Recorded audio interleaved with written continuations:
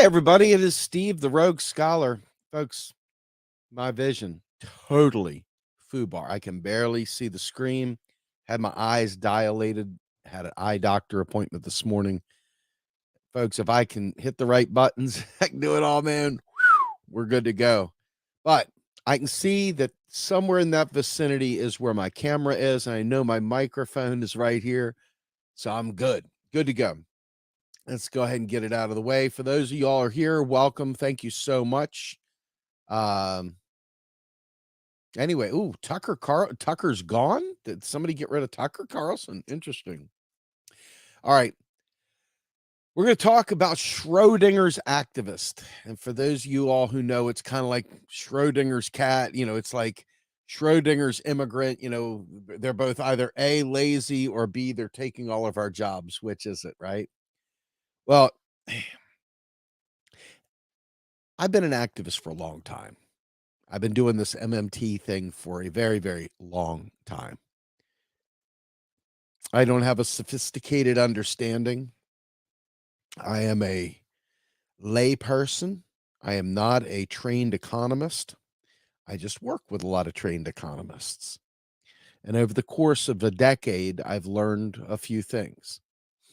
And one of the things that I learned was that way back when we first got this thing started, nobody had heard of modern monetary theory. Very few people had heard of MMT. And we activists, well, we did what they do. We instigated, we agitated, we propagandized, we spread the word, we did direct action, if you will, by going to people's live feeds and blowing them up with MMT, and got into internet wars with people that swore that their tax dollars were paying for things, and got into wars with people about other concepts like not understanding state versus federal and so forth. However, we can clearly see that people heard of MMT. And we know that back in, I don't know, 2015, 2016 timeframe, during Bernie's first run, we know for a fact that we were reaching probably about 32 to 36 million a month. That doesn't mean everybody read our stuff. It just means before Facebook decided to shut the algorithms down, we were reaching, our report for how many people have viewed our content was in the, was in the 36 million mark. And we were easily adding 10,000 subscribers a month, 10,000 a month. And when they shut that all off, a lot of our reach died, and we had to start begging people to please share our content, begging people to, to help us get past the algorithms. And some people do it. Most people still don't understand what key role they play if they just simply hit the like button and help us. These algorithms are freaking hungry for likes. They're hungry for engagement. They're hungry for comments. And so without those things, the content just doesn't get out there. But as activists, guys like myself spoke at big rallies. Like I spoke at Occupy Inauguration. I spoke at the Convergence Conference. I spoke at the Green Party National meeting. I spoke at regional meetings for those things. I spoke everywhere. I've been on tons and tons of shows. I've been on, God, most of the huge platforms from Jimmy Dore to the Humanist Report. You've seen me on frequently with Status Quo and Jordan Chariton. I'm a frequent guest on Political Misfits on Sputnik Radio. I used to be on Fault Lines quite a bit, on with Jen Perlman. I'm on a lot of these shows. Been on with Sabby Sabs and with the RBN gang. But the truth of the matter is that activists are typically needed to get the word out, but they're also hated. And the big hate and the big issue here that I'm using for today's conversation is about academics. So academics create this beautiful body of knowledge.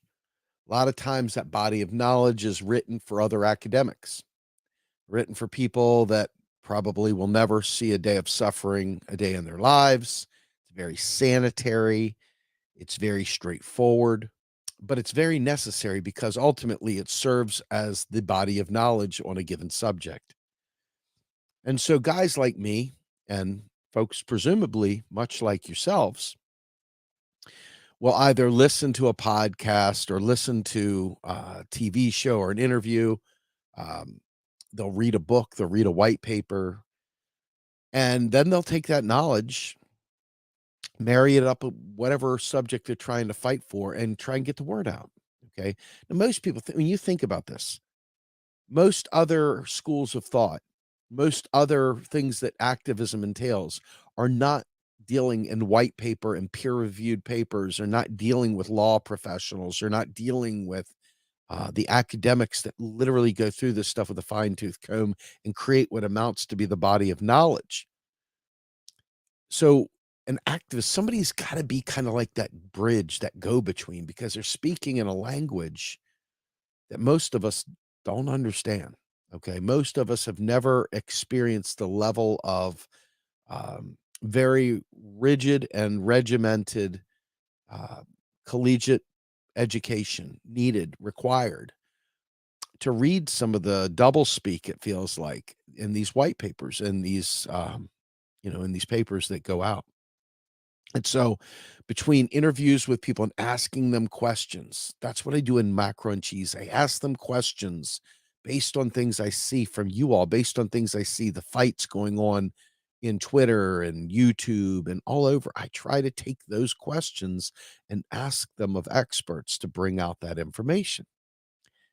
However, once you start fighting with various people, in particular other academics and other economists that have a neoclassical belief or have a belief system that's founded by the establishment training, and you as an activist go toe to toe with them, these guys are used to having, when they drink their coffee, it looks something like this. Pinky out. If you think about SpongeBob and Patrick Starfish, oh, you forgot the pinky, put the pinky out. Gentle, sweet people that can't possibly deal with the salty attitudes of activists. And so we have this one segment of the population that runs around shaming people and stuff like that for daring to use salty, regular people language. And they're offended by your, and they call you a cult member, and they punch down, okay? They punch down, if you will, at the activist who's been spreading the information. And interestingly, I see these academics writing papers. One such individual, Richard Murphy, recently wrote several papers and several articles where he isolated activists and basically said, you know, they're like a cult. And he even did some Godwin's Law comparing it to Nazism. I mean, no joke, even comparing it to Nazism. And so one of the things that I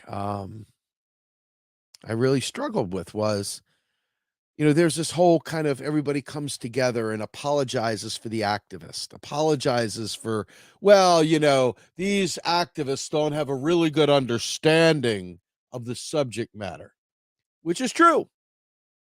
And simultaneously, those academics that are not MMT, instead of reading the literature from peers, their comrades, their colleagues, right? They sit there and they look at Twitter at activists and they say, MMT. Somebody simply said, we can print as much money as we want and never go broke. We could buy everything. And they don't have the freaking deeper understanding of the limits of spending with real resources, with full employment. They don't have that fullness of knowledge. And so then, well, look, these guys don't know their ass from their elbow. And then somebody from the other side will come in and go, well, yes, it is unfortunate that there are some activists out there saying things that are not quite up to par. Not quite up to par. Yes, yes, yes, right?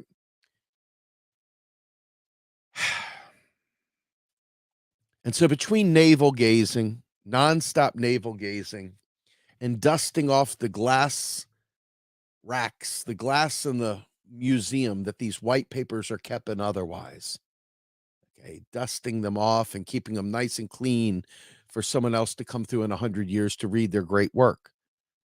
We're out there taking things that nobody will ever fucking read a day in their lives and trying to get people to pay attention to it while simultaneously taking every single stomach shot, face shot, freaking broken noses and stuff proverbially in the social media realm, doing the activism and talking to our comrades in the left, for example, who are busy out there pushing all manner of sound finance, neoclassical bullshit. Okay, our friends, they're pushing bullshit. And we're trying to debunk that and still maintain relations. And when we do that, we break eggs, we cause problems, people get angry. People go, well, MMT activists, they're mean. They say mean things. They were not very kind to me. Okay. And so then all of a sudden, some academic writes a paper literally calling activists that are learning something very freaking difficult. And mind you, every single newspaper out there is pushing the wrong shit. Every single one of them is lying to us. And then when we ask a question, if we're not spot on, we didn't get it perfect, we're Schrodinger's activists. We're creating the problems, yet we're fixing the problems. We're trying desperately to reach a world that genuinely believes that we are broke as a nation, that genuinely believes somehow or another the existence of dollar hegemony is based on faith in the dollar, and not realizing all the other aspects of a fiat currency and how it works. And so, as a result of us dealing with this kind of weird dichotomy of, yes, we're the good guys, we're fighting these battles at the layperson level, and B, simultaneously, that non MMT academics read our comments and then fight with MMT academics, and then the MMT academics has to disavow themselves or put down the activists as dumb and unlearned and just, whatever, or that's unfortunate. And I mean, I remember having my legs cut out from me under me when I was fighting tooth and nail about the state by state, and I was explaining the federal government is the currency issuer, that states are currency users. I used not just my knowledge, but their actual work to back my statements up. I not only used their work to back my statements up, but I brought experts in to talk to them. For example, Fadl Kaboub and Bill Black. We even brought Randy Ray on to talk about how we fund programs, how we talk about funding programs really matters. But simultaneously in public, because it got ugly, because instead of just hearing the words we were saying, it was turned into like a shit show. It became a, let me see who can throw the most dog shit and say, oh, this guy's just trying to ruin the memory of my child, or oh, they just don't want us to have healthcare, or oh, they're splitters and they're not about solidarity with a whatever, right? There's all this weird shit, right?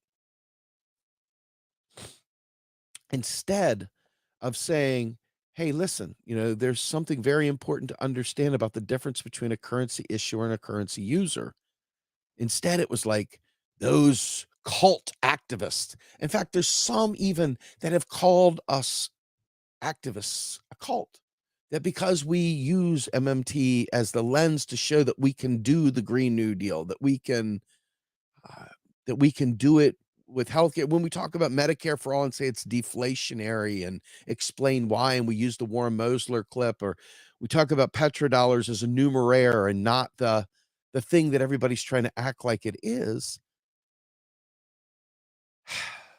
The minute we piss off somebody, there's somebody there to apologize for our behavior, that somehow or another we were so unwieldy in our way of presenting the information, that we are just not learned, and that we're mean, or, oh, that's quite unfortunate how they said that, oh, no one should ever be made, whatever. There's always some way of kicking the activist, punching down. We call this punching down in any other world, but in this world we call it, hey, that's the right thing, because we've got to punch certain activists. Now, within our space, unlike the academics who their peer is other peers who have their papers reviewed by other peers, okay? We're here at the activist level, and we tend to have to ask academics and other practitioners to validate what we're saying. And then once they say, yeah, that's true, then someone else trots out their expert to say, no, that's not true. Now all of a sudden we've got this, like, well, you said it was true, but my expert says it's not true, so I'm going with my expert because my expert says state by state's a thing. Whatever. There are a lot of layers of battles going on that people don't even have any clue of, okay, that far exceed the construct of many of these live streams. There's inner squabbles at higher levels. There's inner squabbles at the higher levels down to the lower levels. And then there's squabbles amongst lower levels, the positioning higher levels, all kinds of insanity that you don't know about. A lot of times I don't know about. Sometimes I do know about. A lot of times I do know about. And I know that I'm frequently in the crosshairs of certain individuals. Used to really bother me a lot because I know my heart is pure. I know desperately what I'm trying to do with my activism. So whenever I'm mischaracterized, or they cherry pick a negative behavior in the absence of all the positive behaviors, I frequently find myself, back in the day, it would really cause me days, sometimes weeks of no sleep, just because I couldn't believe that I was being shit on. But here in the future, here now, I've gotten to the point where I recognize that no matter what you do, you're still Schrodinger's activist. You were great because now all of a sudden everyone knows about MMT, but you're bad because you pissed off AOC, and AOC no longer wants to talk MMT because somebody said taxes don't fund spending, and it caused her a great deal of grief. And some snot-nosed kid had to fix every damage, every broken problem that the real progressives activists did. And now all of a sudden, now everything's okay. I've said it. I took care of AOC. She's now good. But you guys, it took years to unfuck what you did, right? We're either not powerful or we're extremely powerful. Which is it, right? Um, yeah, Gollum is a better metaphor. Yes, Smeagol. Yeah. I actually like Grime and Wormtongue. Surely you're glorious, you king. Surely you're wonderful, you're majestic, you king. But it's really fucking important, okay? Because we have this basic money story from MMT that we know. And we know fundamentally that the role of federal tax is not a funding operation. And so in that space we know, right? There's a lot more to MMT, right? There's a huge amount more to MMT. And unless you've got a job that allows you 60, 80, 100 hours a week to ramp up, and you've got really good eyes, unlike me, and are able to read constantly while simultaneously listening constantly to podcasts, and just taking notes and getting your whole story down perfectly, you're never going to be able to know everything, right? And so it's important to kind of know. It's kind of important to know. Um, how do you put it? It's kind of important to know what's important. How about that? It's important not to stress about things that aren't important, but therein which lies the problem. You and I, we are unsophisticated. We are not traveling in groups that are used to that small fork at lunch. We don't know what that fork does. I don't, can somebody tell me what the small fork is for? I like the big fork. Am I supposed to alternate? Is it salad one, dessert with the other? You know what I mean? Like, I just don't know. And which plate should I use? And am I only supposed to eat half of the meal? Because otherwise, if I eat the whole meal, it looks like I'm a poor person and who has starving. You're supposed to leave a little something for the mice in proper society. What is it that you're doing? And what's all this swirl on the plate? Am I supposed to take my food through it and dab it up and eat it like it's syrup on a pancake? Or am I supposed to leave it there because it's art? I don't know. What am I supposed to do? Right. So, Jonathan, you're letting your privilege show. What in the world are you talking about? Shrimp is the tiny one? Well, of course, shrimp is the tiny one. That's why it's called shrimp. It's the tiny one, right? Anyway, I say this to you because this is a very, very challenging world to be an activist in. You've got to know who not to piss off. You got to know if you talk to this person won't talk to you anymore. And if you don't talk to that person, you'll never get the question answered about what happens in this de-dollarization, for example.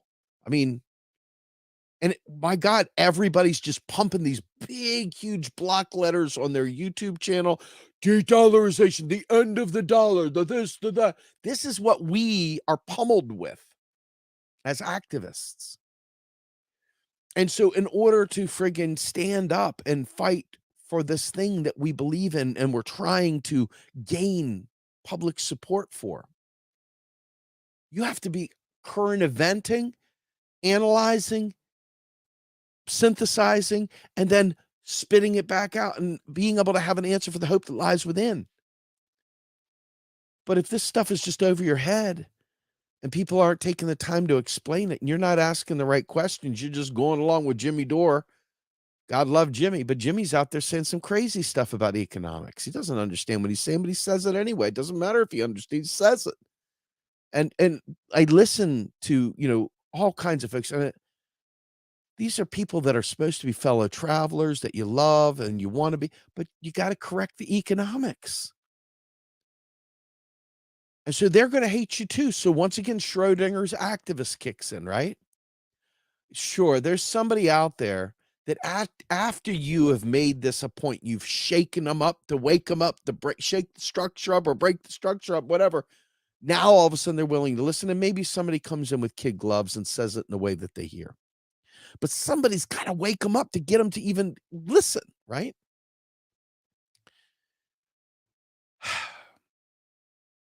I say this to you because, if the academics or the practitioners or whoever speak very short code cryptically and tell you not to worry, don't worry, this is nothing. And you're sitting there, you got imagine going out there on Twitter and hypothetically Danny Haifong, who I happen to have a great deal of admiration for with his understanding of China, but not so much as understanding of economics, right? Like I would definitely go to Danny for anything as it pertained to understanding China, just like Carl Jha is wonderful on that. But I'm not going to go to Danny Haifong and ask him about economics, but a lot of his posts are about economics. And it's the hair on fire kind of stuff. Oh, the end of the dollar is nigh, whatever. And it's like, that's not really true, though, right? And you want the left to get it right because we want the left to be successful. But they are given to hyperbolic economic takes and aren't necessarily so. So now you've got to deal with trying to find an academic or find a practitioner that can answer the question correctly and simultaneously be able to say it in a way that maybe Danny or Ajamu or Jimmy Dore or um, Chris Hedges or any of these people out there, that they'll hear it and get it. And unfortunately, they don't listen to the MMT community about this stuff, I listen to the stuff and you're trapped. You're trapped in this weird purgatory of if you ask a stupid question, they're not going to answer you. And at the same time, when you go to talk to these people that are spreading misinformation and disinformation in hyperbolic fashion, they're not listening to you either. And it's a very, very depressing place to be because, as I started this off with, guys like Richard Murphy, who's from the UK, who we talked about, me and Mike Hall talked about his nonsense paper about Mosler the other day. Guys like him will blame the ignorance of the people based on Twitter, based on their lack of understanding of what Mosler's saying. And so now all of a sudden, it's the activists that screwed up academia. Someday you'll have to explain that. I don't understand that because I know when I did papers in grad school, even when I was doing my PhD, I did not finish my PhD, but when I was doing my PhD, if you did not properly document your sources and use peer-reviewed material, you were going to be in trouble. It wasn't going to work out for you. So I oftentimes wonder how in the world these critics of MMT that lean on activists and blame activists for their for having it wrong, right? Instead of going and punching up, and instead of like someone like Richard Murphy taking on Stephanie Kelton, for example, right? He took on Warren Mosler, and Warren's more than strong enough and broad enough to take on Richard. Now, I don't have any question at all that Warren will tie Richard in knots. What I do have an issue with is that when activists try to support these things, other than just being willing, yes men clapping, arp, arp, arp, right?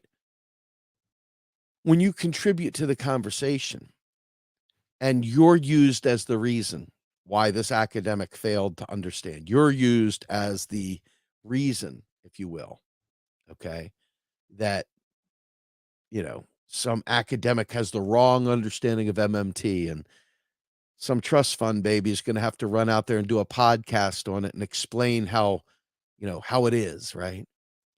That's incredibly insulting. That's incredibly disingenuous and it's bad faith. And, you know, been doing this for a long, long time. And this kind of weird triangulation between the peers that should be battling, the academics should be battling one another, and the way the antagonists point at activists, and then the way that the MMT folks say, well, they don't know what they're talking about, so deal with me. It's kind of like both punching down. And instead of just automatically going up here, why in the world would an activist be in the crosshairs between academics? Why would that be? I don't understand why would an academic ever need to apologize for an activist? Why are activists not able to be seen as agitators and propagandists like they're supposed to be, like from the dawn of time? Like going all the way back to fucking Lenin, even, who talked about the need for agitation and the need for education and the need for, people talking to one another. When nobody knew of MMT, I remember getting grilled 24/7 because I dared say federal taxes do not fund programs, period. Okay. And then some chucklehead came in and said, well, what about the TGA? What about the TGA? The Treasury's General Account. Okay. We've already talked about this. I'm not going to talk about it for much. But the TGA is inside the government. Okay.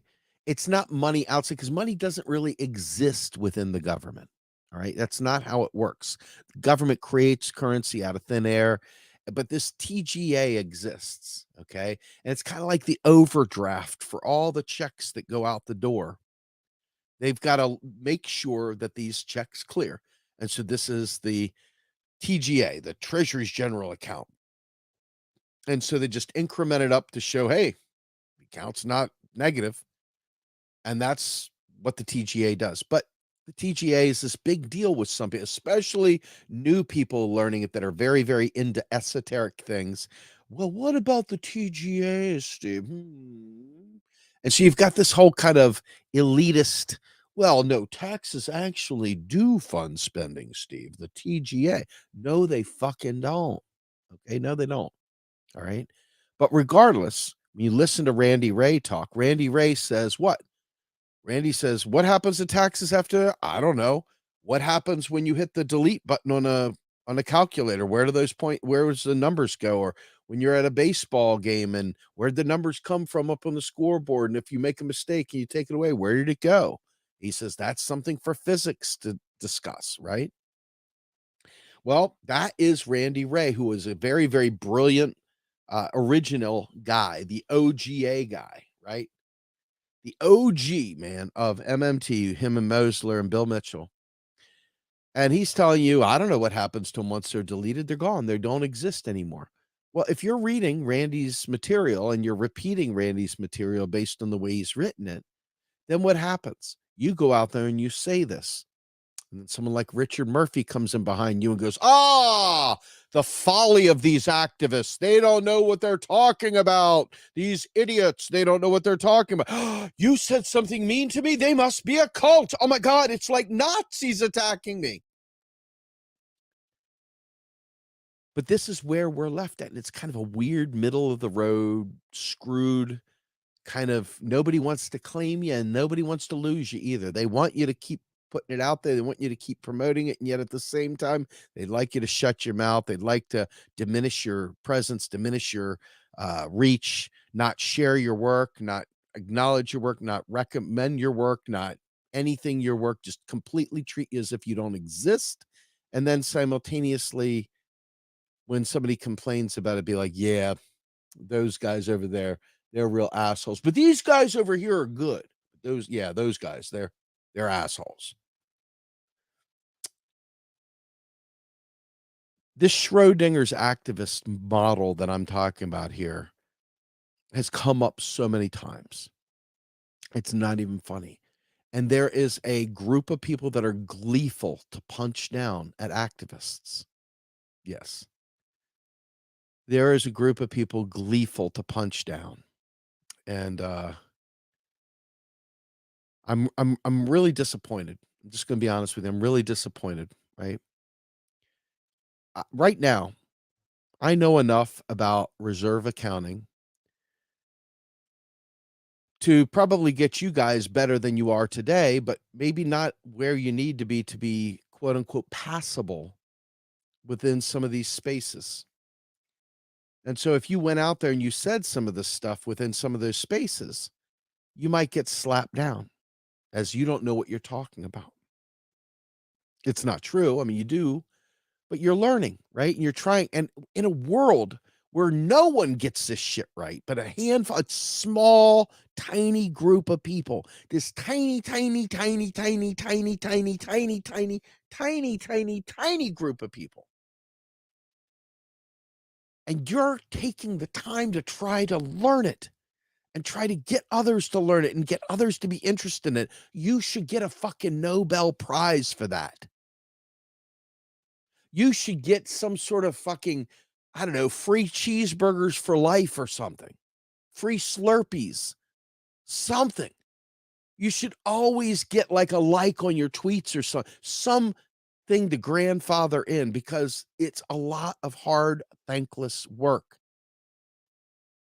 And you and I, as activists, should not be the punching bags at the bottom of these academic back and forths. When the bigs fight, at no point in time should Schrodinger's activist be used as fodder to punch down, to detract from the fact that this motherfucker that doesn't know MMT didn't bother reading your literature, didn't bother reading your peer-reviewed work. Instead, ran a tweet from Sammy Sausagehead, who just now stumbled onto a meme that said taxes don't fund spending. And now all of a sudden he's using that person as their punching bag. Some of this stuff really it takes the joy out of doing this stuff. And yet, as someone that is fighting for collective wins, that if you don't do this stuff, you're left to the rest of the left who's busy out there using right-wing economic framing. Still, I mean, I see folks, I'm not going to mention their names, but I know you see them too, that are out there. I will mention Nina Turner, Ro Khanna, some of the other lefties, the real left out there using the worst economic framing ever. Okay.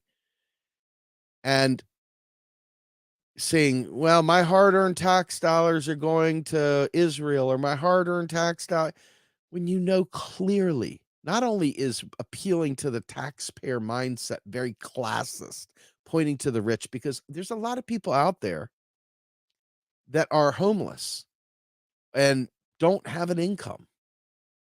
Okay. And there are other people out there who have huge income, all right, that don't pay any tax. Okay. So this concept of the taxpayer dollar has been debunked many times as a classist, racist trope used to solidify the wealthy as the good people that pay the taxes and denigrate anyone else who does not, quote unquote, pay the taxes, when in reality, it's a trope in and of itself. It's a butt shot. It's a freaking smack in the face to the working class. It's class war. Okay. But ultimately, in the end, you and I are left to try to either A, disabuse our friends on the left from their economic illiteracy, or we just have to shut up and sit on our hands and hope to God that some of the more enlightened ones take the time to talk to those people, okay? And not just write them off. Because, see, unfortunately,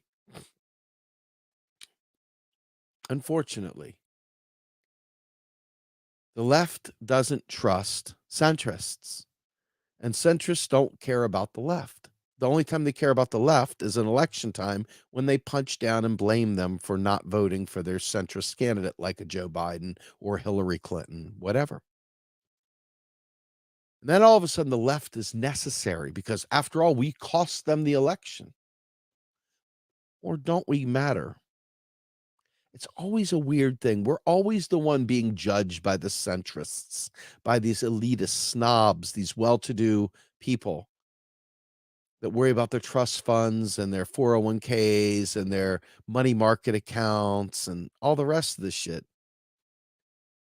The rest of us just try to get fucking through life. So the activist motive, in my opinion anyway, has always been to save lives and to help each other and to change the narrative so that we can have nice things.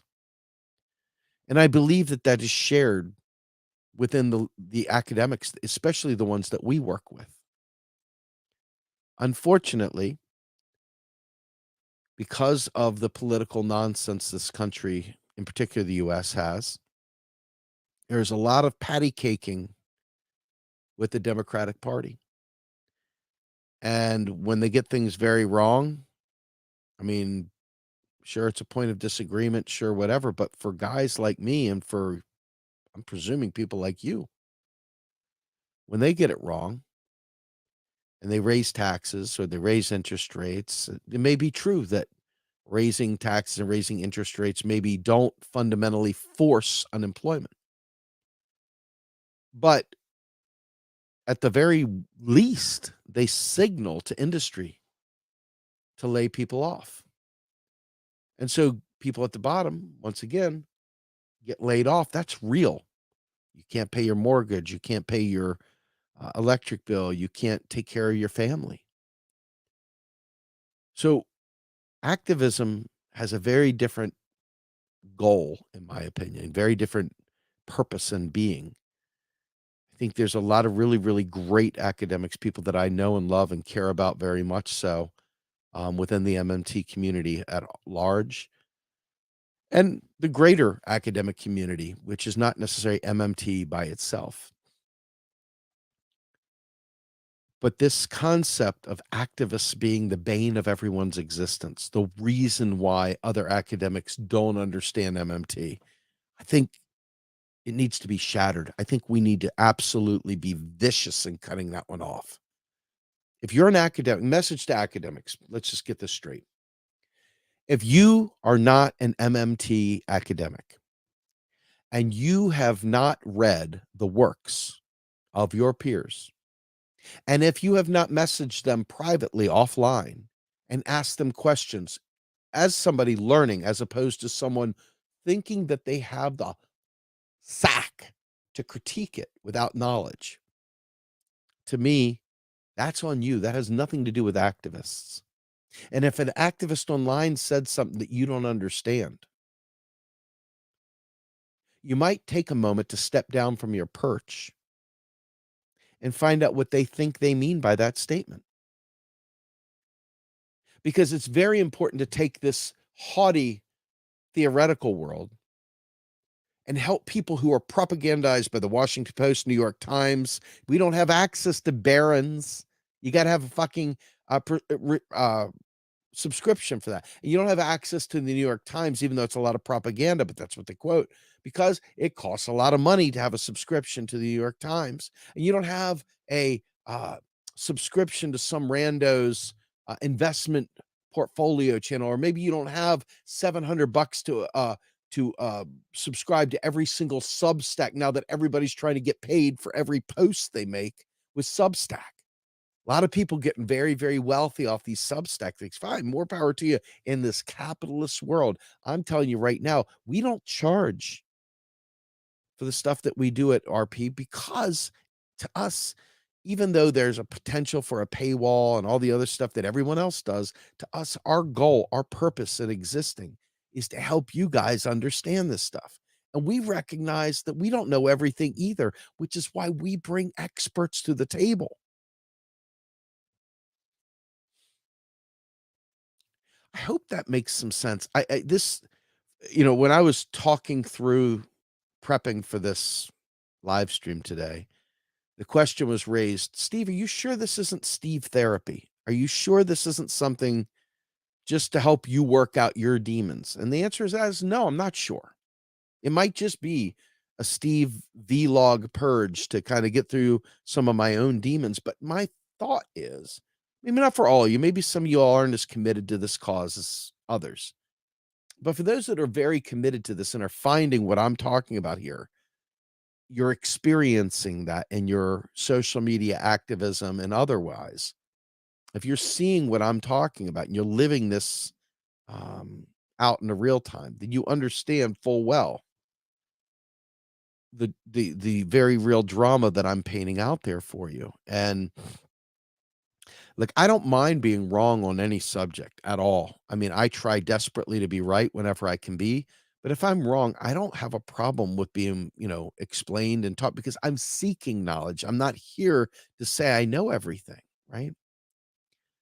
So if you approach me as I am, which is, hey, look, I think I know a lot and I think I'm trying to learn more. And if I'm wrong, that's all to the good. I want you to teach me what I got wrong. But telling me it's not a big deal, they're just blowing it out of proportion. That's not gonna work. I can't take that statement out there and say, "Guys, it's not a big deal. It's nothing." And they're gonna say, "What does that even mean, Steve?" And you're like, "Well, I don't know. That's all that was told to me. When I asked for explanation, I was told it's no big deal. It's just fear mongering. Don't worry about it." What do you do with that? What do you do with that when you're asking honest, earnest questions and you're patted on the head with, "Don't worry about it. It's just dumb people saying dumb things. Nothing to see here." I ask this because fundamentally, I understand that the petrodollar concept was a structure brought in post Bretton Woods with the Saudis that basically put the US dollar as the uh, numeraire that would uh, be used to price and purchase gasoline products in, right?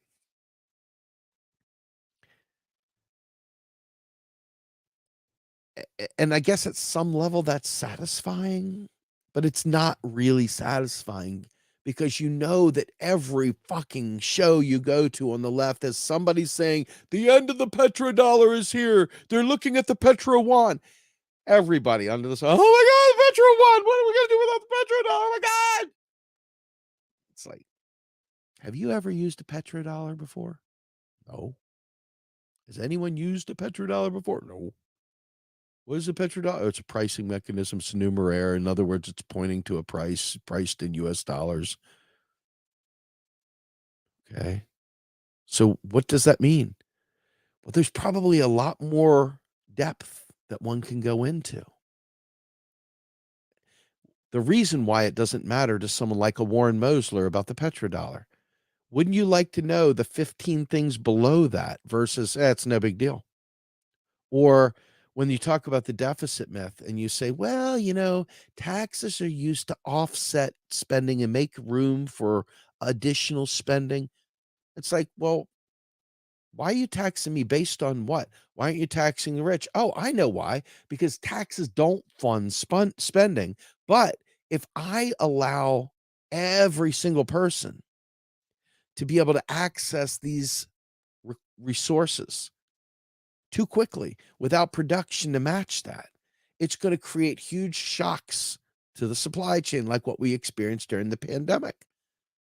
So what's the difference with taxes at the rich? Well, we're making room, we're offsetting spending. Well, who's going to spend on these things? It would be the people down here because that guy up there only still needs to buy a couple loaves of bread. He may have trillions of dollars, but his spending isn't going on loaves of bread. That's us. So the real economy where you and I live, okay, that's a totally different ball of cheese, isn't it? And so each of these steps has very, very important points. No, that's nothing to worry about. Don't worry about. Okay, I won't worry about it. But yet when I go to talk to other people to try and convince them not to worry about it, you need to know more information. I need more information to back up why that doesn't matter. Do you understand what I'm saying? Like, this is the disconnect because up here, petrodollar, these guys that understand it roll their eyes. They're like, right?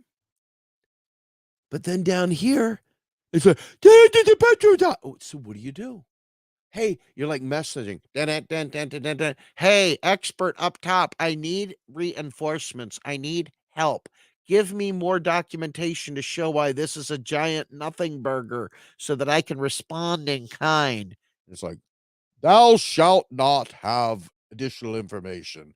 Thou shalt allow only the clerics of the holies to read the good word. You parishioners shall only be receiving the word through my inspired voice, like the Catholic Church.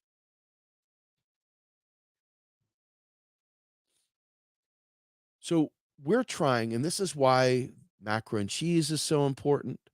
This is why all of the shows that we try and do on the Rogue Scholar, I try and talk about this stuff plainly to you all. I try to talk about it as a struggling activist because I have to learn this shit too sometimes, even though I've been doing this a long time, there's a new wrinkle that's brought up that stretches my frail understanding of certain subjects. Okay, stretches my understanding of double entry accounting as it goes into extinguishing reserve balances and settling payments cross multiple currencies out in the world. And maybe that takes a little bit more thought than I've got the ability. Now, I can say it, I can repeat what has been told to me, but the underlying knowledge, that's tough. That's tough stuff right there. You know, that's really tough stuff. And when you try to explain, and I love it, Man in a Pit brings out money hierarchy. Let's talk about money hierarchy for 2 seconds, right? Coupons, stamps, all these things, IOUs written on a piece of paper, these are all forms of money, okay? Currency from a government, from a state government that has created its own currency that it taxes and et cetera, is another level. And then another level would be bonds and reserves and other debt instruments. Each of these things has a totally different set of rules, but they all have the same fundamental driver. They're all a form of money. They're fungible. They can be used to transact things. You can liquidate, liquidity, things like that. I mean, these are not stuff that you and I talk about all the time. I mean, we maybe try to talk about, we try to read. I mean, I've got books. Some of them are like this thick. And I mean, I have audiobooks. I've got training classes. I make phone calls. I send text messages. I write emails to people. There's only so many hours in the day to get all this shit down. And outside the noise is like a massive cacophony of sound, just a wall of sound that you've got to penetrate through. And so you're tempted to allow the clerics of the new order to be the only voices heard, because the church saith that the lay people couldn't possibly understand the Bible, and only the priests, the fatherhood, could understand the Bible, the chosen ones. And this goes back, you can even see this in IT. Do y'all remember back in the day when these guys would wear white lab coats to go work on a mainframe? And the mainframe that basically is dumber than your smartphone now took up a frigging 10 block section of the city and had to be environmentally contained and controlled. And those guys came in there with stacks of what looked like timesheet cards, punch cards, electronic tape, whatever, all to do something that your phone now can do without any problem. They kept things intentionally difficult. And they used terms that there's no way that the regular people could understand. So what did they do? People go, oh, that's IT, that's computer stuff, that's programming. That's too smart for me. I can't figure out. I just have to trust the programmers. And now all of a sudden we've got all kinds of hackers and we've got all kinds of other problems, and people are left to fucking deal with that world without the knowledge of how to deal with that world. And sure, there's maybe 5 or 6, people that really know their shit when it comes to IT that you probably know. And those people that you know probably says, "Oh, you should get this VPN service, Nord VPN or whatever, or you should do this." That's great. You have access. But it's just like investing. If you don't know, you don't know. And if somebody isn't willing to tell you, you will never know. And if you do take a chance on trying to change the world by explaining to people, there's a chance you'll say something incorrect. And there's another chance that somebody above you will punch down on you for wrecking some non-MMT academics world, because they're going to use you because they don't have the courage and conviction to read other academics' papers and judge the theory by their peer-reviewed work. Instead, they punch down at activists. And that, my friends, is the story of Schrodinger's activists. We're either good and we help spread the word about their work, or we're bad because we misrepresent it and give all these academics room to criticize those mean MMTers because they dared to say austerity is fucking murder and mean it. No apologies, brother. No apologies, sister. I'm here to tell you I'm fighting for people that have it way worse than you and I, way wronger than you and I, way more incorrect than you and I. And this is the problem. When you live in a bubble where everybody knows everything and they're smart and they're brilliant, everybody else is just other. And when you're down in the other zone, you've got to deal with a million storylines. It's just complete chaos and bedlam. Complete chaos and bedlam. So I'm going to go ahead and end this stream. Yeah, it was probably part therapy for me, but I tried to keep it respectful and in the lines and make the case that, hey, listen, we need the people that are smart to be able to take the time to explain stuff to us without fucking shitting on us. Okay. And also, we need other academics to recognize, hey, if you're judging their academic work through my Twitter, can you please do me a favor and grow up, Peter Pan, Count Chocula, and start talking to your comrades and your colleagues and learn their work? And I guess for you all, I want to both encourage you and caution you. This is a very, very important subject.